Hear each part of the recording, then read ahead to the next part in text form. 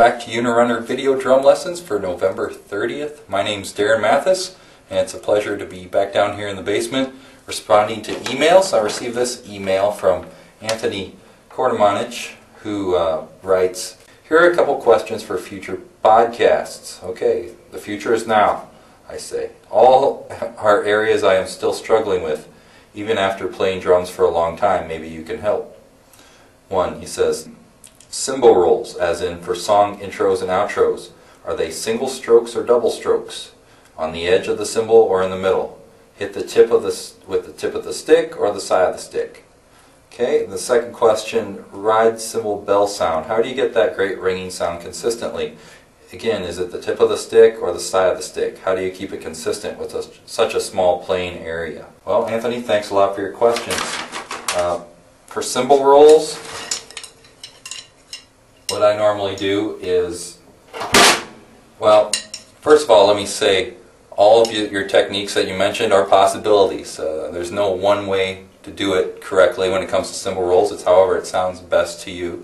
I tend to be leery of people who say there's just one way to do things. Of course, that does fly in certain theological ideologies, but when it comes to drums, I think there are many ways to do things. When it comes to technique, the only bad technique is technique that doesn't allow you to express yourself as you'd like to.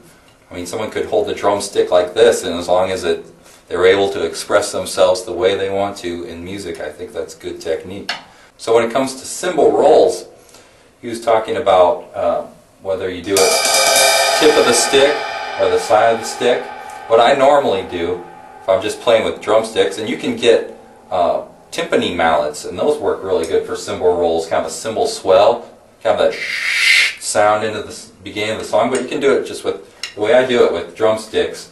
I'll play with the side of the stick on the edge like this. And it works generally if you're in a quieter setting, if you have a thinner cymbal, because if you have a heavier cymbal, it's going to take a little bit more, well, the first time you hit the cymbal, it's going to be louder. But with a thinner cymbal, you can start off quieter. So here's kind of how I go about doing it.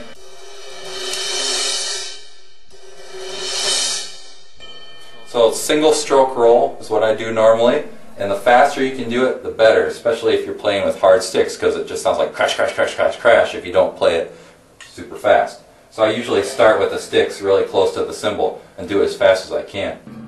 So in the context of a beat, you could start that like this.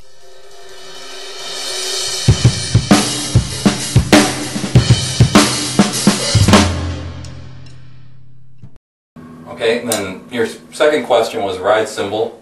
How do you get a consistent bell ringing sound? Well, the key for me at least is to hold my hand in the same place and just move my fingers. Otherwise, if my whole wrist is moving or my arm's moving, I'm less likely to be able to come back down in the same spot in the cymbal. So I'll just kind of hold my hand in the same spot and let my fingers do most of the work, like this. That way I can look away, I don't have to look at the bell of the cymbal, I'll know where my stick's at, because it's pretty much fixed in this pivot point here in the fulcrum, and it's just moving up and down with my fingers.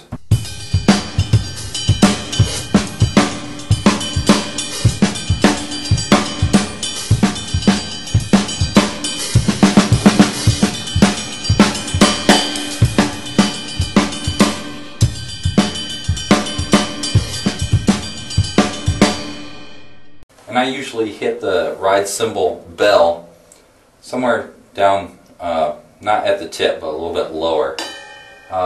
If you hit the tip, it's more of a ting, but if you get a little bit more of the side of the stick on there, you get more of that bell sound that you hear in a lot of rock music.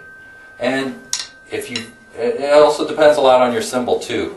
I chose this one, this K-Ride 20-inch K-Ride Zildjian, because it's got a nice big bell. There are some bell sizes vary from cymbal to cymbal too. So if you're in the store, that's the best place to test out cymbals, is in the store. You know what you're going to get. You know, test out the bell. Try hitting the cymbal as many different ways as you can,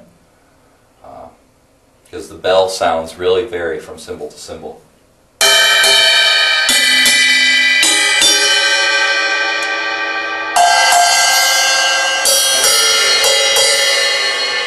by the way, through the end of December, if you want to be entered into a contest to win 2 DVD sets, 4 pairs of sticks, and a drum and music book, visit unirunner.com and scroll down the page. There's instructions there for entering this contest. All you have to do is take this PodTrack survey and then just email me what appears on the screen after you take the last, or after you answer the last question of the survey. I'll enter you into that contest.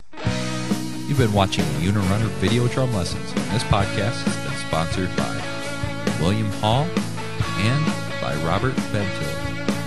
Thanks again for watching. Until next time, keep practicing.